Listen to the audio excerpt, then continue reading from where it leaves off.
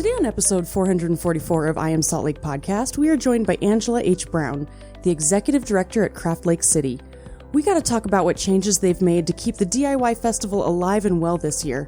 They're doing incredible things, and I'm personally super excited to check out their new virtual DIY festival this upcoming weekend. Hey, before we get into the conversation, though, we need to introduce ourselves. My name is Chris Hollifield. And my name's Chrissy Hollifield. Hey, if this is your first time listening to the podcast and you're asking yourself, what am I about to listen to? What is this podcast all about? Well, this podcast is all about showcasing awesome people in Salt Lake City. We talk to business owners, comedians, authors, tattoo artists, restaurant owners, breweries, distilleries, really anyone that might have a cool story to share. And what's really cool is August actually marks the 8-year anniversary for this podcast, August of 2012. Hard Isn't to believe. That cool? You started this 8 years ago. That is incredible. Who keeps up with something for 8 whole years? So there's 8 years of conversations. Yeah, 8 years of awesome people. Almost 450 conversations, 444, 450 of conversations of badass people in Salt Lake City, Utah. I mean, we've talked to some really cool people. Mm-hmm. And we're not slowing down because Salt Lake City has amazing people and they just keep popping up. There's like all these talent everywhere. This whole podcast has been such a fun journey for me. And it's been fun to co-host it with you, Chrissy. And so might I urge you and I, we interviewed each other on a couple of recent episodes. Go back and listen to those so you can hear kind of our recent story. Yeah, because we keep changing too. And you guys know that it is so important that we need to support local businesses right now.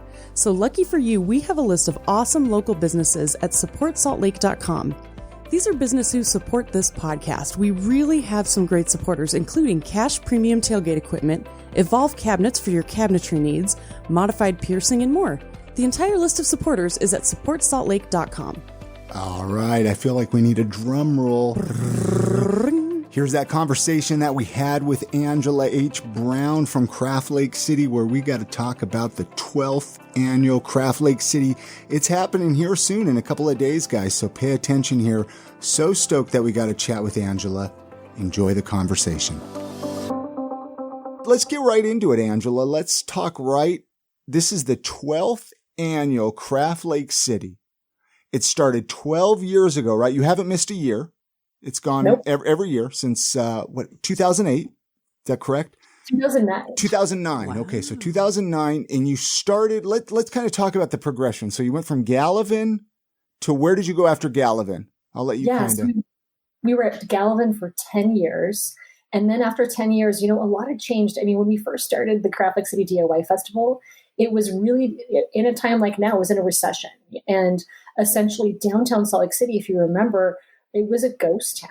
I mean, there was not the bustling, beautiful Main Street that we have today, although maybe not right this second because of COVID times. But, there were hardly any, eateries or restaurants, bars on Main Street that were open, only just a few, let alone like local businesses. And so, we really kind of feel like we were one of the catalysts to get people like coming back downtown again, which was so great. But of course, over that 10-year time period, the city changed a lot. And so by the time that we exited the Gallivan Center, our festival had outgrown the plaza, but also, the Gallivan Avenue, that street that we used to occupy, also was full of tenants, which was fantastic. And it was a little bit difficult for them, for obvious reasons, to give up their street right in front of their business for 3 days, let alone like setup time and stuff like that. And so it was really kind of time for us to find a space that was large enough to house over 300 local artisans, 2 stages with over 50 performers, and of course, a Google Fiber STEM building. So we went out to the Utah State Fair Park last year, hosted our first year with ample space. I mean, that place is huge. So, plenty of room to grow. And then it's been kind of fun to transition this year to a new venue, which is virtualdiyfestival.com. And that was kind of out of necessity. That's what that's what I love about the whole virtual thing. It's really forcing us to get creative, right? It's totally forcing us to get creative, whether we like it or not. And, we can either embrace it and say, okay, how can we roll with this? or be really bummed out about it. And of course it goes through waves, I mean, I can't lie if I say I wasn't bummed out about it. Oh, for sure. At first, Well, and I didn't mean, anything bad, obviously, about that, because obviously, when challenging times, we need to think outside the bubble and think ways of not doing things. When you first found out, hey, I might have to cancel Craft Lake City this year, because I'm sure that thought popped in your head first, right? Like you thought maybe you would just have to cancel completely, or did that thought ever enter your mind? Actually, Chris, it's really funny because we never thought of canceling. Really? No, I guess that wasn't ever an option for us. We just thought, how can we re-envision this? And how can we, use this, like you were saying, as an opportunity to grow and get creative and just, for us, really kind of get into the technology portion of our mission statement for Craft Lake City. So it was something that we never really thought about canceling. That's so impressive. The fact that you didn't even let it cross your mind that you were going to cancel this, that is a really, really interesting way to think. And I think that's kind of what separates a lot of people from the people who actually get stuff done. And so how did you kind of learn that? How does your brain work? What can we learn from you when when we come up against an obstacle? How can we feel like it's more of an opportunity? Well, thank you, Chrissy. What a huge compliment. It's so nice of you to say that. I guess there are so many obstacles that we have had to overcome running this festival. I mean, and this organization, this nonprofit. I mean, for instance, we bootstrapped this organization for the first 7 years, which meant that nobody, including myself, got paid. It was 100% volunteer run. And so I guess that's just one example of all, just kind of like the perseverance and commitment that we kind of make when we're working with the organization. I mean, a lot of artisans or even attendees will remember that torrential storm, that downpour that happened in 2014. Where we actually had to close the festival down early. And I remember that. Yeah. Do you remember that? Yeah. It was beautiful, Friday evening, the weather was perfect. It was like 85 degrees. And, one of my favorite things about producing a large scale event like the DIY Festival is that moment when you've been working so hard, a year's worth of prep and, all of this physical labor, setting it up, and then doors open and there's kind of like this quiet that comes over the team because all of a sudden people are like streaming in and they're having a good time. They're laughing, they're supporting artisans, they're buying like snow cones and, kids are like frolicking in the kids area. And it's like, there's this just magic of people enjoying themselves. And so like I had just had like a second to take a breath and kind of enjoy that and be like, yeah, like this is what it's all about. This is one of the reasons why we do what we do. And then I got a text message on my phone that was an alert that came up. And then right after the alert came up on my text message, our security company radioed me on my radio. And they were like, yeah, in about, 5 minutes, less than 5 minutes, we're going to get a monsoon coming through here. And I looked up at the sky and it was just gorgeous. And I just started laughing. I was like, wow, really? And I was like, okay. So, we got the team ready. And sure enough, these like biblical looking clouds just billowed in and opened up and just poured. And I mean, we were like scrambling, taking all the 2D artists with their paper products and like putting tarps over their tents, and, and there, we had this table category where artisans can just bring a table and save quite a bit of money. They don't have to bring like a canopy. And oh my goodness, those artisans, their product just got wet and ruined. Ceramicists had, breakables that were just flying left and right. And so, yeah, we had to close the festival down, like at 7:30, and we just opened at 6:00. And that was a bummer, but it also was so beautiful too, because it gave us the chance to kind of come together as a staff. Everyone's just working in the rain to help out the local community, to help these artisans, help them kind of like pick up their creative lives and pack them into a car. And a lot of them stayed up all night long, making and creating new artwork. And they came out the next day and, we made some social media posts and the word spread that, we needed help, and people came out and supported everyone at the festival. And, so I feel like that's going to happen again this year, that, we've had monsoons and torrential downpours. We've had other big obstacles too with funding and this and that. But this year going virtual, I really believe people are going to come and check out what we have to offer. Let's talk about this. I mean, because this is actually, happening really just a few days away, really, depending on when somebody's listening to this. August 7th, 8th, and 9th. Say those dates again. You kind of cut out on me. Yeah, August 7th, 8th, and 9th. August 7th, 8th, and 9th. Mm-hmm. And those were our original dates, too, that we were set to be at the Utah State Fair Park. And you had to magically figure out this entire new system. We did. By the same time. Yeah, we had this call today with our dev team, and it was so funny because our lead developer, Greg Bailey, he was giving kudos to our team, of course, who deserve it. And he was like, it's so funny to think that just a month ago, this was all still a dream. And it's true. Like even just a month ago, we were still trying to figure out how are we going to pull this off? We had this big dream and like some ideas, but we weren't really quite sure how they were going to boil down or how we were going to accomplish those goals. But we just kind of like kept working in stages, which we're still doing. And we're on some tight deadlines right now, but we're making them and things are coming together and they're gelling. Let's talk about this virtual experience because you and I were talking about it. Well, we were actually talking about it. We tried to record this podcast another time, full disclosure. So I got a couple of sneak peeks kind of into it. I want to talk about it again because it sounds amazing. I mean, there's stuff that's going to happen that I wouldn't even have guessed. Yeah. So talk about this, Angela. What's the virtual reality experience going to be like? In fact, do you guys want to try it? Do you guys want to see it? Like right this second? Like right this second. I can give you I don't know how will that work for audio. I guess we can kind of describe it a little bit. Yeah, okay. Okay, cool. So how this is work. So let me just describe what we're about to experience. So we have been spending like the past month putting together this virtual festival on an open source platform called Mozilla Hubs. And this platform's only been around for less than a year. And so a lot of people are still experimenting with it. Of course, their team is still figuring out all the kinks. And, our team had to learn it in just like a couple of days and become experts on it. And then what we had to do is then create these virtual gallery templates and turn them over to all of our exhibitors and turn them into experts in under 2 weeks. So we had to create tutorials. We had to, video tutorials, instructions, and then, of course, do the best that we could to provide email support to them while they're learning how to essentially, build their own virtual VR, virtual reality representation of themselves. So, at this time, we would normally be artisans would be, figuring out how to display their artwork in person, maybe building a booth, some beautiful displays to put their work out on.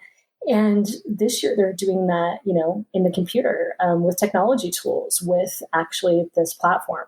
I was just going to say, I love that you are giving artists this opportunity to be able to take their skills and apply them in a way that the world is moving forward because they probably don't have the opportunity to get involved in computer stuff that often because they're busy making beautiful things. Yeah, it's really true. There's all different types of artisans that participate, some that actually use computers all the time to create their beautiful, digital artwork and then make prints. And some that, had never, ever touched the computer except for to answer emails. And so it's been so fun to see all the different levels of computer learning and computer literacy and to really help people kind of advance, push them to innovate as well. And again, back to our mission statement. I mean, Craft Lake City's mission is to educate, promote, and inspire local artisans while elevating the creative culture of the Utah arts community through science, technology, and art. And, we've got the science and technology element of our mission is just really being flexed here. And we kind of love that. And we're kind of, really forcing everybody else to level up. Yeah, I was literally just going to say you leveled up hard. Like that is it's a huge change in such a cool way. And thank you. Just listening to the fact that you guys did it so quickly is blowing my mind because I work in product design. And so this is like my daily life all the time. And it is so rare to see people work so effectively together and create something quickly and effectively that works. It's just I've got awesome. The best team. I've got the most incredible, dedicated, loving team that is so passionate about our mission and about the individuals that we impact and, about really our city and about our state and about, making Utah the place that we want to live, right? About kind of making it progressive, introducing elements and ideas to our residents here so we can all collectively, become more progressive. So I love it. I didn't mean to cut you off. I apologize. No. Let's check out the stuff. Yeah, you were going to show us you were going to give a tour, I guess, or something. Yeah. I'm going to put in the chat a link for us to go to. Okay. So this is actually what we're going to do. I'm going to put a link in the chat, and this is going to be the link to, let's go to the Harmons VIP room. So we're going to go to the Harmons room, and we're all going to meet up there. So I'm going to ask you guys to mute your microphones, because the cool thing about this platform is it has conditional sound. We really identified that one of the things that we kind of, thought people were going to miss is that in-person interaction, that ability to talk to one another and say, hey, I want to hear more about your product, or tell me the story behind this piece that I'm about to buy.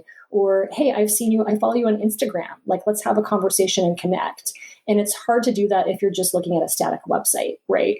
Absolutely. And, yeah. And so that's one of the great things about this is it provides the opportunity for us to chat as avatars in the space. But because we're already recording, it's really important that we're just going to turn off our mics when we enter. And so we're going to meet in the Harmons VIP lounge in avatar form. So I'm going to send you this link. You're going to click on it or copy and paste it in your browser, either way. And you'll be prompted to choose an avatar, which, choose your own avatar, and then we'll meet each other. And you're going to want to use the keyboard strokes, WASD, also known as WASD, to, kind of navigate inside of there. You can also use your mouse or your arrow keys. You want us to figure out you want us to turn our microphones off, then you won't be able to hear us though, right? Well, we'll actually, because we're going to keep these mics on and just talk this way. So we're not going to talk inside the program. we're still. Yeah, so we're turn off the mic inside the program. Okay. Like I'm doing. Okay. So many microphones. I know, right? So we've actually been hosting team meetings inside of Hubs, and it's been really fun. So we'll log into a Google video, and then everyone will mute their microphones, and then we'll meet in Hubs in a room that we're building, and we'll chat through those microphones and kind of do some tests. But we're going to do it opposite. So we're going to mute our microphones when we go in Hubs and keep these ones going. So yeah, how does that sound? Sounds good. I like it. Okay, cool. And then you guys can explain and talk about what you're seeing. Yeah. Okay, cool. So then I'm going to post this link. Then you guys are going to choose your avatars, and we're going to meet inside on top of the T-bone steak. Ooh, there we go. There. Have you heard of PEBT? PEBT, or Pandemic EBT, is a federal program to provide relief to families with school-aged children that were receiving free or reduced-priced meals on or before March 16th. If you're not enrolled in SNAP, formerly known as food stamps, you must apply to receive up to $308 per child. Enrollment starts on August 1st and ends August 31st, so you're going to need to jump on this right away. You can learn more at pebtutah.org or apply at jobs.utah.gov/PEBT. Look at this. Thank you, Nintendo. I see you. Yeah. This is all of my Super Mario time is paying off. It is. Can you tell what we're inside of? We're inside of Harmons. Yeah. But what specifically? Well, the one downtown. The one downtown? Uh-huh. It looks like it. But why are there are all of these red bars around us? Oh, how do I turn around? Let's see. This is pretty cool. I know. Okay. I'm trying to figure this out. Oh, wait. We're inside a basket. We're in a shopping cart. We're inside of a shopping basket. Oh, my gosh. Oh, my gosh. This is so cute. Do you see it, babe? Yeah, I'm in. Oh, I'm in. Sorry. I am a lot more excited about this than I should be. I'm just trying Try not to die. This is so awesome. And Chris, you're climbing up to VIP. You're going up to like a glass. Oh, am I not supposed to go up there? No, you are a VIP, or you can totally go up there. Okay. I didn't know where. Oh, this is so cute. Go to the top. Should we go up to VIP? So this is like a glass menagerie that you can look down on everybody else in the shopping cart. Oh, it says I took a photo. Did I take a photo? Oh yeah. So we're actually going to have that functionality turned off, but you probably took a photo of your avatar inside of the space that you can share on Twitter. That's cool. So this is pretty much how people are going to get around then, right? Like, yeah, exactly. So for instance, this is the Harmons experience. So it's a little bit different than, of course, the Artisans experience. But the Artisans will have a general building lobby like this. This is kind of a lobby that will take us to other areas. For instance, their virtual galleries. So you'll be taken to a lobby similar to this. And then you'll see an image that represents an individual with their name on it or their business name. You'll click on that and it will take you inside of the gallery that they have built. So explain this. I mean, obviously, so for listeners, so when they go to this virtual reality tour, I mean, the first time we were talking, I mean, we were even talking how you can run into friends and be like, oh my gosh, I haven't seen you. I mean, legitimately, because it's in real time. I mean, it's other people that are going to be at Craft Lake City as well. It feels very similar to like Animal Crossing. Yeah. It is like Animal Crossing. Yeah, it's kind of like everybody jump into the VR, let's go hang out, run into each other, and then like leave if we want. It's so cool. Yeah, it's going to be so great. Well, and it's really kind of whimsical too. Like I love this specific experience because of all the giant food. Oh, dude, I know, because it feels like you're in a dollhouse. It really does. It's what we've always wanted to do. When we were little, this is why we had dollhouses. And now we actually get to do it in real life on the computer. And there's some kind of fun functionalities. We are going to leave this functionality in. Let me show you this one. But it's only going to be available for the Artisans. So where they can actually appear in their gallery in video form. Can you guys see me? Oh, yeah. Look at that. Yeah. So, and then look, like you can kind of move me around my video. And like you can put me in a wall. That's cool. So you can switch from avatar to video chat. In the same spot, but only for the Artisans. We're turning off that functionality for the public. So that makes sense. It's a lot to explain to everyone. Because that's what I was wondering is, so let's say I was an artisan, say I had a booth. Like, let's say, for example, I'm hand making some art. I'm selling art. Okay. How would I display my art with this? I mean, am I going to take photos like how you just showed me with the video, and that way people can see the actual print, or how is that going to work? That is a fantastic question, Chris. And essentially how the point of sale will integrate into the virtual gallery is kind of like this. So for instance, here in this Harmons room, you can see that we've got, some banners stating that we're Harmons. Over there, kind of across from the T-bone steak by the lobster and the celery, you can see that there is actually, we're going to be putting a video in there. It's actually kind of already linked, but doesn't go to the appropriate link. But you can see that it kind of shows open link when I mouse over it. If you mouse over that area too, it will also show you open link. So we're going to be putting links into individuals' web stores. And so the idea is that if an individual is on their computer, they can have one window open and be browsing in this awesome VR experience, and have another window open where they're shopping someone's web store. So you can literally look at the product in their web store and be talking with them with this conditional sound at the same time. I mean, this seems pretty easy. I mean, this seems a lot easier than I even thought it would be.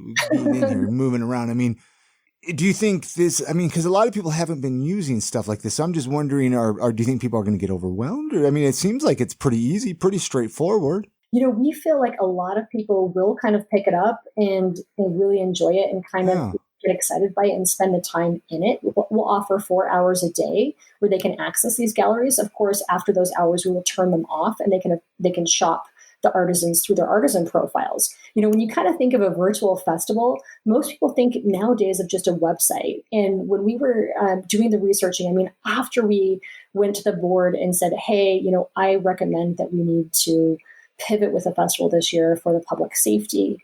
We need to, not do this in public and look at doing a virtual festival. I mean, really, that's what everyone thinks of, is just like, okay, cool, put up a website and put up links to all the artisans. And, that's great, but we actually already do that. So in an in-person, non-COVID year, we have those artisan profiles up. So for instance, if you wanted to go see, an artisan that you visited at the DIY Festival last year at the Utah State Fair Park, you can just go to our website and peruse, our artisan profiles and find them right away and connect with them on social or by email. And so we're going to be doing that as well on the site. So if for some reason this is a little intimidating for individuals, they can still participate and still shop and support locals through the traditional method. So we're offering both. This episode of the podcast is brought to you by our friends at Libsyn. Hey, are you thinking of starting a podcast? Do you have a buddy or maybe a coworker who's talking about starting a podcast? If you or someone you know, if you're in the process of starting a podcast and you're looking for the best podcast audio host out there, go check out Libsyn.com. Like I mentioned earlier in this episode, we're celebrating the 8-year anniversary of I Am Salt Lake podcast this month. 8 years ago, I signed up with Libsyn and I could not be more happy with them. They have hosted I Am Salt Lake podcast for 8 years. They've made it super easy to set up. They've made it super easy for me to get this podcast routed to all the podcast players out there like Spotify and Apple Podcasts so I could have amazing distribution. I Am Salt Lake podcast listeners, pay attention because we created a promo code just for you because I told them that I have a lot of listeners that are looking to start podcasts. So we created a promo code just for you. That promo code is Salt Lake, all one word. You're going to get the rest of this month and all of next month of free podcast audio hosting at Libsyn.com. That is spelled Libsyn, Libsyn.com. Again, the promo code is Salt Lake. You'll be supporting this podcast and you'll get yourself a free month of podcast audio hosting at the same time. It's a win-win, guys. Thank you so much, and many thanks to Libsyn for their support of this podcast. So you mentioned you're only going to allow people in there for 4 hours. Why a time limit? Why not just allow people for as long as they want? It's really important to the organization, being a 501c3 nonprofit, also being an organization that's family friendly, to make sure that this is a safe environment. And so we actually are accepting volunteer positions for individuals that want to be Craft Lake City ambassadors and essentially roam the galleries and just make sure that it is a safe space. The internet can be kind of weird sometimes, and we want to make sure that, everyone's having a safe and good time within this area. And if we open these hubs up after those hours, we just, can't guarantee 24/7 monitoring. And also the artisans wouldn't be there. And, we certainly don't want artisans to have to be in front of their computer for 12 hours a day. A lot of us are already on Zoom calls, Yeah. So much. And screen fatigue is real, right? So we want people to just be able to really enjoy those 4 hours, and we want a crowd. We want to see this Harmons building just bustling full of 50 avatars or more, avatars bumping into each other and having conversations and, just really jumping over the avocado to get to the broccoli. In fact, actually, we do have a secret experience in this room with a link to a secret room that you can only get directions to if you are part of the Harmons VIP program, which is actually a ticket that we're selling. It's a way that the organization is fundraising because we're offering this for free. I mentioned that earlier in the program that we were a 100% volunteer organization for the first 7 years of our existence. And when we started to charge for the festival, that was when we were able to change that and compensate individuals, hire employees, pay myself and, others. And this year, we're kind of going back to that format where it's free. We want people to come and check this out for free, but we also do need to fundraise so we can continue to be around for next year. And so we're offering a VIP ticket for $60, and that gets you actually a Harmons box full of some incredible private label products that they manufacture and make sent to your door. And it gets you exclusive access to the festival an hour early before anybody else on a Friday. And then it gets you some other cool things like this really scavenger hunt experience where you can find the secret room in here. We give you clues. And then once you find the secret room, you unlock really cool content, exclusive content that Harmons has put together. No kidding. That sounds cool. I know. That's really neat. Talk about you. I don't think we've talked about you're going to have music and you're going to have food. That's what blew me away when I found out you were going to have food, like a food truck. I was like, how are you going to have a virtual food truck? Explain this, how this is going to work, Angela. Yes. So we have some incredible food truck vendors. Normally in a non-COVID time, we'd have around 15 that would be at the festival throughout the 3 days because we switch them out each day. And we have a few that are able to participate this year. And so what we're doing with them is we are asking them to provide secret menu items that you can only get during the festival weekend. We're posting where they're going to be. So they are, we really didn't want to create an in-person food truck event during that time because we want people to, number one, be safe and social distance. But number two, we also want individuals to be on this platform.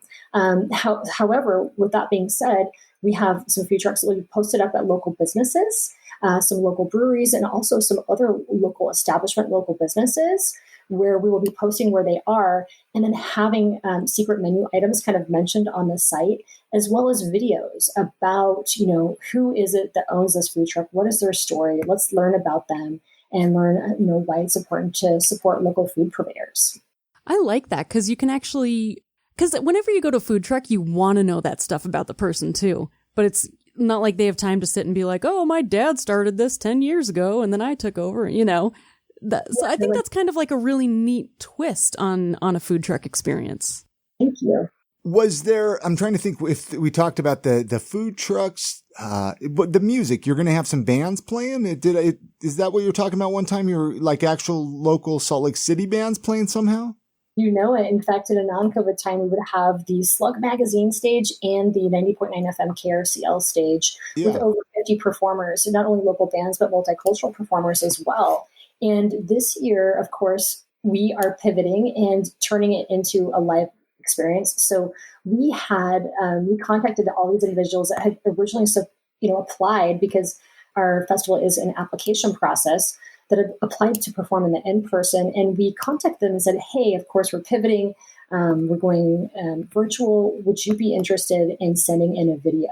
So we have videos from all of these performers that they're sending in. They're going to the park, and if they're a multicultural performer, and recording themselves there, dancing outside, sending in their videos. We have, of course, a lot of local musicians that are either recording in their studios, social distance style, or maybe they're making like a fun, creative music video or art video to one of their pre-recorded tracks, or they're playing like a Zoom style where they're all at home and, recording themselves collectively playing together. So we've got 2 hours each day on the KRCL stage, and we will be posting the times that those will be going live on our festival site, which our festival site is virtualdiyfestival.com.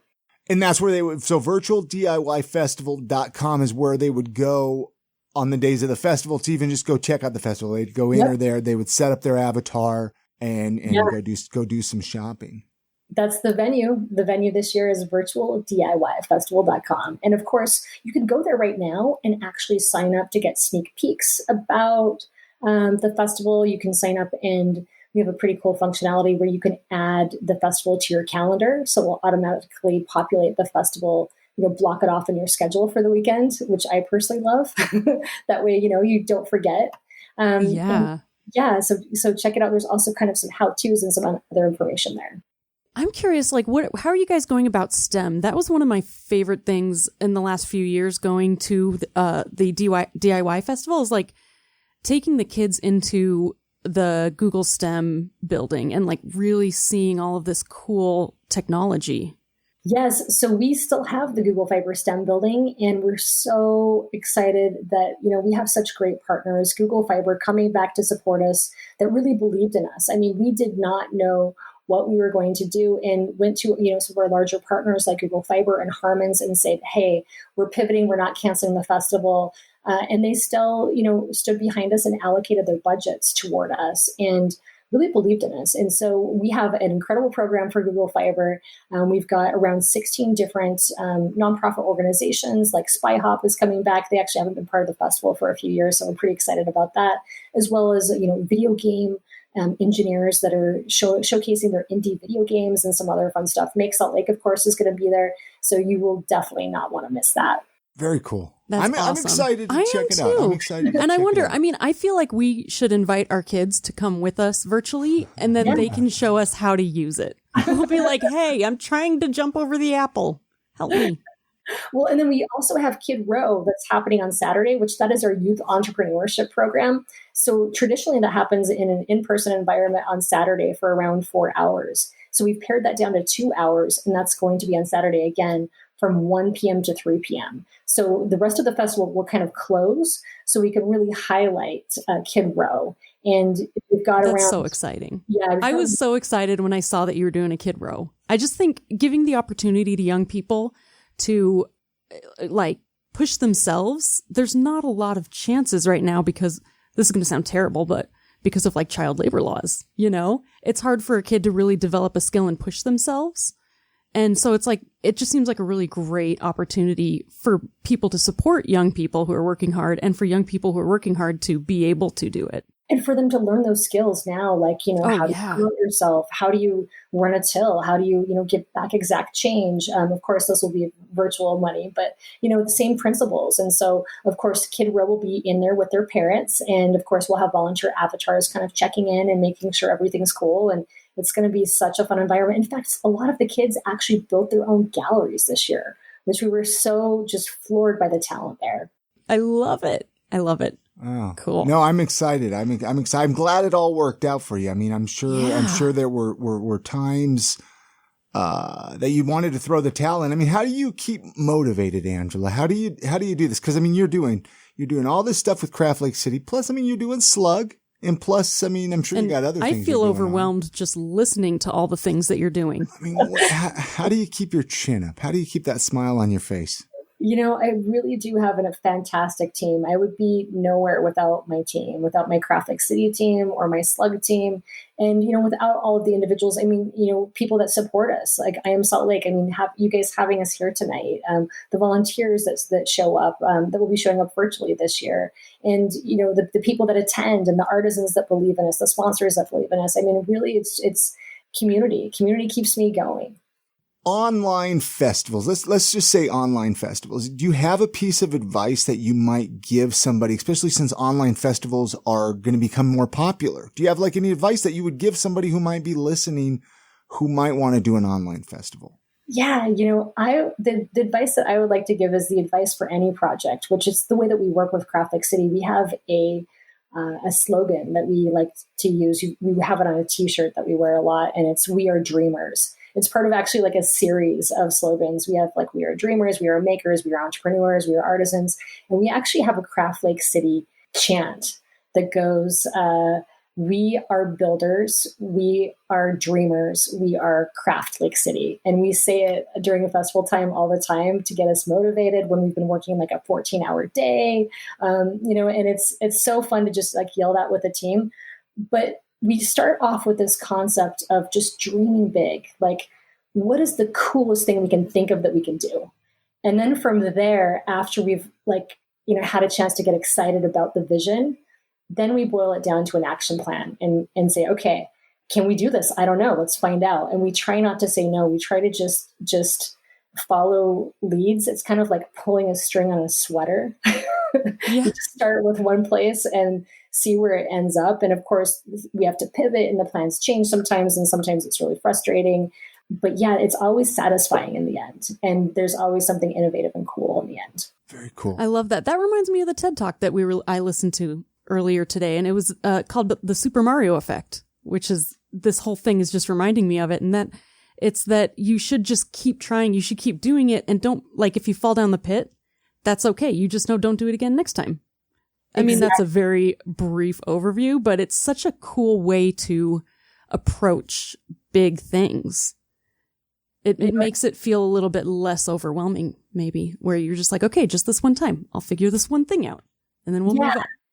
step by step, day by day. I mean, I think a lot of us during these pandemic times are just taking one day at a time, right? And it's that same thing, but just project management style. Yeah. Let's talk a little bit about these online workshops that you're doing as well at craftlakecity.com. You've been doing these for a while with Craft Lake City, right? Well, not online. I guess they were in person. And then they just recently switched online. Talk about that. How? Yeah, it's crazy to think it's been like 5 months now, right? Yeah. So 5 months ago, our in-person programming was screeched to a halt like everyone's. And we do about 4 to 5 monthly workshops throughout the community with different spaces. And that's also a big part of our revenue stream. So, of course, when we were unable to do those, we thought, okay, how can we continue doing these? It really was a great opportunity for us to actually look back at other programming that we had dreamed up, but hadn't had a chance to really fulfill. And one of them was these online workshops. I mean, I think it was around 2014 when we first concepted, of course, inspired by other people that were doing it. Hey, we need to do Craft Lake City workshops online. And at the time, we just didn't have the opportunity, the resources, the funding, and all of that, or the bandwidth to just put it together. But we kind of planned it out and had really great ideas. So it was like, okay, we've already got this plan. Let's pick it up off the shelf and execute it. So we were able to release around 4 online workshops. We've got 2 more coming down the pipe. And then we partnered again with Google Fiber to produce some online education programs for kids. Because of course, you both remember, especially as having children, being parents, that the school system was widely disrupted. And of course, teachers had no clue what to do about curriculum. And we work with elementary educators in Title I schools to produce STEM nights during the fall, and where we go in there and kind of produce like a mini Google Fiber experience for schools that really desperately need funding for STEM education. And so we got together with Google and just were like, okay, how can we help solve this problem? We know educators are overwhelmed. We know that they probably have no idea how to fulfill the STEM requirements for the state. So we put together 6 online free workshops that we farmed out to schools first, one every week, using supplies that families already have at home, so they wouldn't have to go out and, of course, also spend any money. So those are really fun, and we've actually, now that those went through the school system, we've put them on our website for free. We are going to feature some of them in a Craft Lake City gallery in our STEM building, so people can check them out as well. And those are, about 10-minute free online workshops. No, because these are cool. And I wanted to emphasize how cool these are because, especially as depending on when people listen to this, we're going into the fall months and winter months, and parents are looking for more things to keep their kids busy. And we can't put them outside for as long of a period of time as we could now. Well, because we're trying to keep away. I mean, I'm sure this isn't going away in a couple of weeks. This whole pandemic here, Angela. Mm-hmm. So we got to keep busy. We got to keep our kids busy, and this is great. We need that. We need that so much. Actually, one other thing I wanted to make sure to talk again about, Angela. The first time we recorded, you were talking about these slug concerts that you did, which actually you just did your first one, right? If I'm not mistaken. How did that go? I want to talk about this because actually I wanted to go, but it just didn't work out with scheduling and stuff. But talk about these concert things. You will have 2 more opportunities to go because it's so successful that we're doing another one in August and another one in September. And what this event is called it's called the Slug Picnic. And essentially it's a socially distanced opportunity for you to get together, have snacks, and hang out with your friends or people that you've been quarantining with, and watch some incredible local music. It was so fun. Yeah, we just hosted it actually the night before last was the first one. And where are you putting these on at? Or are they different locations, or is that top secret? So one of the things that we're really excited to announce is, so Slug Magazine and Craft Lake City, I run both of them. One is a for-profit, Slug Magazine, and Craft Lake City is a nonprofit, and I lead both teams. However, they are separate teams. And we are in the same headquarters currently, which we've been in our current space for like 15 years. Love it. But it's really expensive and the price has gone up quite a bit over those 15 years. So we actively have been working on, cutting costs. And originally where we are located now was an art space property years and years ago, which is a really cool nonprofit that creates housing and commercial spaces for creatives and for artists. And so they were really excited to work with them, and we're moving back to one of their properties. And that property is in the City Center district. It's actually the same building where the Utah Arts Festival is. So that's kind of fun. So we're excited to be by our friends there. And we have this front space that is right in front of this huge parking lot. And it's up on this dock, which is like a natural stage. And so when we signed the lease, which was just a couple of months ago, because we're preparing to move in fall, I was like, wow, this would actually make a really great stage for us to do an impromptu show. And so we just started concepting it with the team, because we normally do a local band showcase once a month called Slug Magazine Localized that happens at the Urban Lounge. We interview 2 bands in the magazine, pair them up with a third up-and-coming act, and pay them all, a pretty good wage for local bands and provide a showcase for them. However, the Urban Lounge isn't able to do live music right now, and we have not been able to host our localized showcase since February.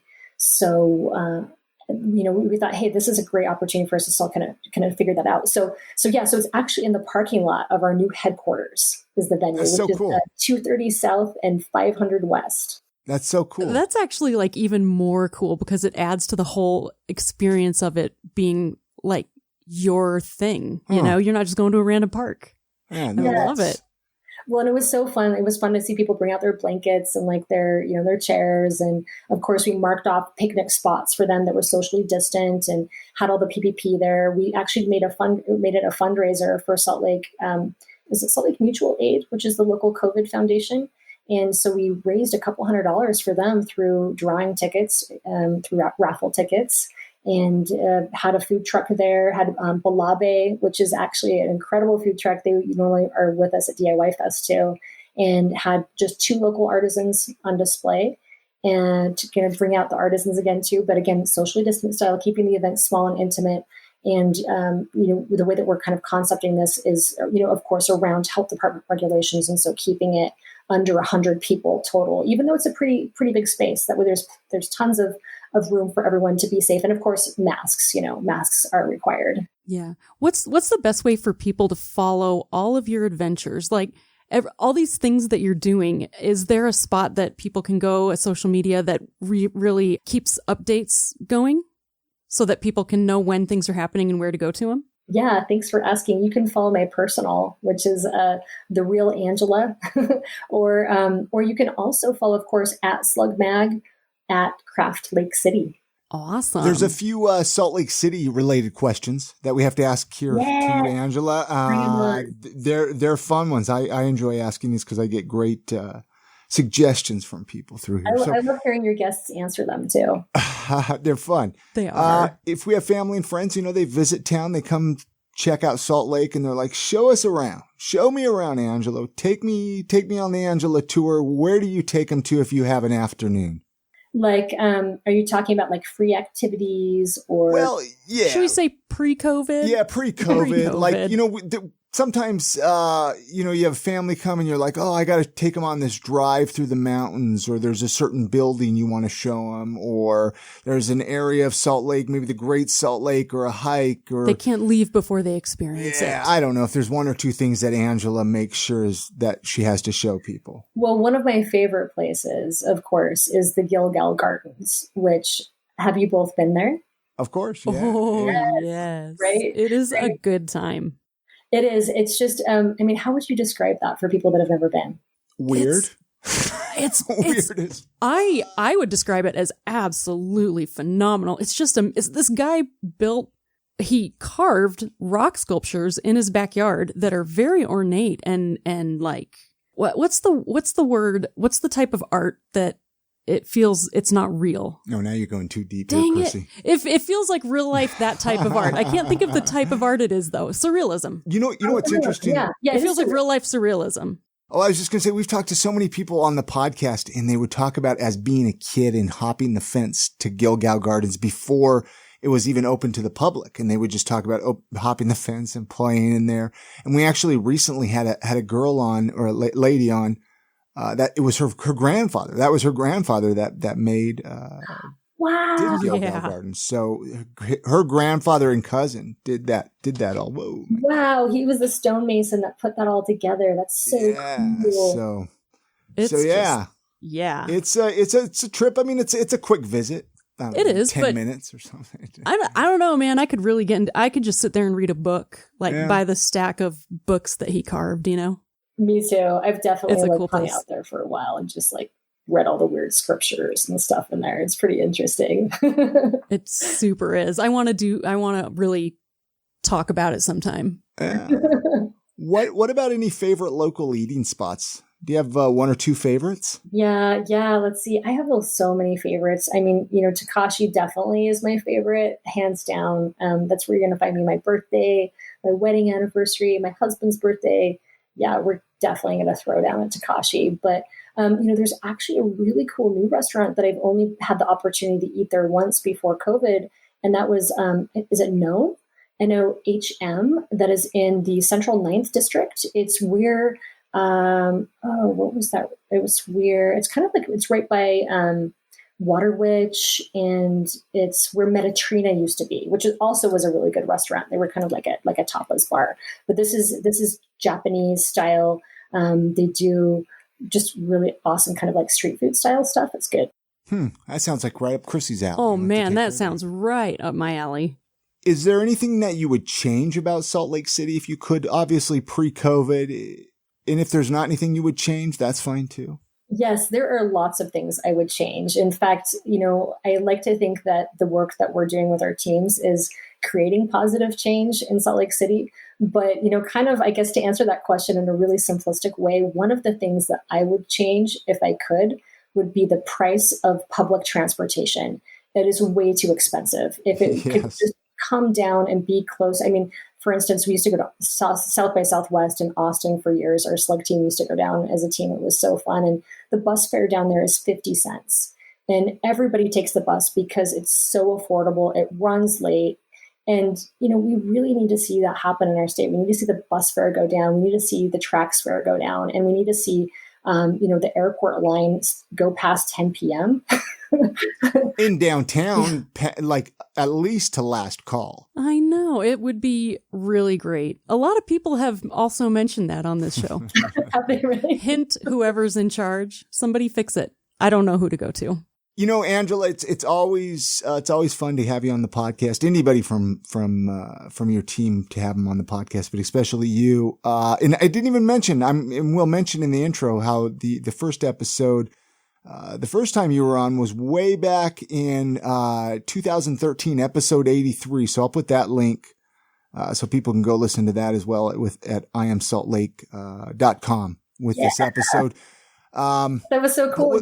I came over to your apartment in the Avenues. Oh yeah, that was such a tiny apartment. That was such awesome. A small little apartment. That was right when I was going through my divorce. I get to hear all the stories about this tiny studio apartment and everybody coming over to record in it. It was fun. It kept me busy. I like it. The podcast. I'd say you've leveled up since then, Chris. Oh well, he has at least 2 bedrooms now. Was there anything, as we kind of wrap this show up, was there anything you were hoping we would talk about that we didn't talk about? Or let's give any website addresses, any promotions, talk about Craft Lake City that's going to be happening here. Let's talk about all of it real quick. Let's do it. It'd be really great if we'd love to see you in avatar form at the 12th annual Craft Lake City DIY Festival, virtual style. So please attend. It's going to be August 7th, 8th, and 9th. And you can go to virtualdiyfestival.com to get all the details. And, please consider foregoing a cappuccino or a coffee or any other small purchase and donating to Craft Lake City that week. We'd love your support. And if they want to donate, they could do that. Anytime. Where can they do that? At craftlakecity.com. Yeah, they can do it at craftlakecity.com. They can do it at virtualdiyfestival.com. Yeah, so we'd love to have every dollar counts. Very cool. I love that. Chrissy has a final question. Yes. I'm going to let her ask you. Thank you again for coming and doing the podcast. And you're going to have an amazing festival this year. I can already feel it. So. Thank you. Oh, I'm going. It's going to be fun. Go ahead, Chrissy. I guarantee it. Okay, before I ask you your question, though, I just want to thank you from me, coming on here. You have such an inspirational and contagious energy and creativity that is just, I can see why your team loves working hard with you. So thank you for that. And I have kind of a little girl crush on you, so also that too. I'm a little nervous. Anyway, but no, I would like you to leave a piece of life advice or a motto that you live by with our listeners to hopefully continue to inspire them. Oh, yes. Thank you so much for asking, Chrissy. And thank you for saying all those awesome, heartfelt words. That was really cool. I really appreciate that. They're true. They're true. And I actually, just really quickly before I offer some advice, I would just like to say that it's been so cool to see I Am Salt Lake as a podcast innovate and grow over the years, since I was on back in episode 86 or whatever that was. And a lot of that innovation has really been having you part of the program. So I think you've added so much. You. Really, taken I Am Salt Lake to the next level. And really, it's so cool to see you support Chris and you guys do this together. Oh, thank you. He's my anchor. He's a good dude. I'm blushing over here, you guys. Yeah, so much. Oh man, I have so many idioms that I say, and there's so much life advice that I think I just kind of spew at my team all the time. But something that I've said for years that I just love actually is it's an old punk rock saying, and it's from a Canadian punk rock band called DOA, and it's actually like a song that they sing, and I think they've made some T-shirts that say it too. But it's talk minus action equals zero. And I like to just think about that sometimes because, we can have all these incredible ideas. We can talk the talk, but if we don't walk the walk, if we don't take action, then they only stay as ideas or stay as concepts and they never become reality. And they can never create that change that we're looking to create, that positive change and, really making the city and the state the place that we want to live. Let's invest in where we live and make it the best that we possibly can and inspire others to stand up and find something that they're passionate about and share it with their community, like what you guys are doing here. It's so cool. Thank you again to Angela H. Brown for joining us on this episode of the podcast. I really, really love chatting with her. She really has inspired me. And, I haven't ever met her in person. I'm so glad she was willing to talk with us. And I feel so excited to keep creating after having that conversation with her and excited to check everything out. So if you guys want to follow up and check out any of the resources that we talked about or learn more about Angela, you can always go to iamsaltlake.com/444. And on that link, iamsaltlake.com/444 is a link to become a Patreon supporter. You can become a Patreon supporter and support this podcast because, believe it or not, it takes a lot to support a podcast. And then the first of the month, we go down the list and we give some thanks to our awesome supporters, right? We're truly grateful. We are. Shoot, I'm grateful. Oh, yeah. We got, first of all, this is a little bit different of a list that I'm going to be reading this way. Usually I read it one way. This is going to be a different way. Mark Copeland, Nick Naylor, Brett A. Schmidt, Todd Bjorkland, Tim Horan, Michelle Stevens-Williams, Nicole Davison, Margaret over at Dirt in Your Skirt podcast, Christopher A. Heiser, Brandon Hill, Alex Santee, Jay Chambers, Sana, John Miller, Brittany Hemingway, Eric Tamaro, Three Irons SLC, and Nikki Line, our good friend Nikki Line over in New Zealand. What a great group of Patreon supporters. I mean, seriously, we... without our sponsors at supportsaltlake.com and our Patreon supporters at patreon.com/iamsaltlake, that's what keeps this podcast going. 8 years, Chrissy, like I said, 8 years, August 2012. That's also my 8-year anniversary of podcasting. Yeah. And 8 years without supporting an awesome community like you've built is impossible. We couldn't do it without our I Am Salt Lake community. So Thank you guys. Weekly recommendations, though. Let's do it. I'm going to let you go first, Chrissy, because I love your weekly recommendation. I'm actually really excited because I've been wanting to buy this for a long time. And when I finally bought it, I found out it is made right here in Utah. So my recommendation is the Chirp. I don't know what it's called, but it's a back wheel. Yeah, man, I don't know. It's a roller, a back roller. So it's called the Chirp Wheel. You gochirp.com is the website. And it's CHIRP. Chirp. Chirp. Oh, like a bird. I don't know. Yeah, like a bird. I just want to make sure people understand what chirp. we're saying. Not chirp like a Sherpa. Chirp like a bird. Man, this thing got my back all nice. I've always had this knot on my one side, and it got it right out. They're so nice. We got the 3-pack, the big one, medium, and small, and they do different muscle groups. And you should go check it out. It's just, I feel like it's one of the best things we've done for ourselves. I agree 100%. Absolutely. My recommendation, I'm actually going to change it from what I wrote here on this paper, Chrissy. Oh, so snap. You do not know what I'm going to recommend. I'm actually going to recommend a neti pot, and you're going to laugh here on this because I've actually never used a neti pot until yesterday when you got this? Yeah. I've seen them. I mean, shoot, I used to work at a health food store in Pennsylvania. People would buy them there, but I didn't know really what they were for. And they look like weird tea kettles, and I never really thought I had sinus problems, and I don't think I really did until the last couple of years. But holy cow, if you're listening and you deal with any sort of sinus problems or allergies, go grab a neti pot. Yeah, holy cow. Pain behind your eyes, headaches, especially behind your eyes and sinuses. Ooh, it's so great. All right, before we leave today, we have to mention our website, of course, IamSaltLake.com. This is where you can dig through the entire back catalog. All the episodes are right up there. You can listen to them. You can share them with your family and friends. There's links up there to subscribe, to get in touch with us, to connect with us. IamSaltLake.com. We would love to hear from you. Other than that, you guys have a great week. Get out and enjoy the city. Support local. And we're going to see you on the next episode of I Am Salt Lake Podcast. And good night, Grammy.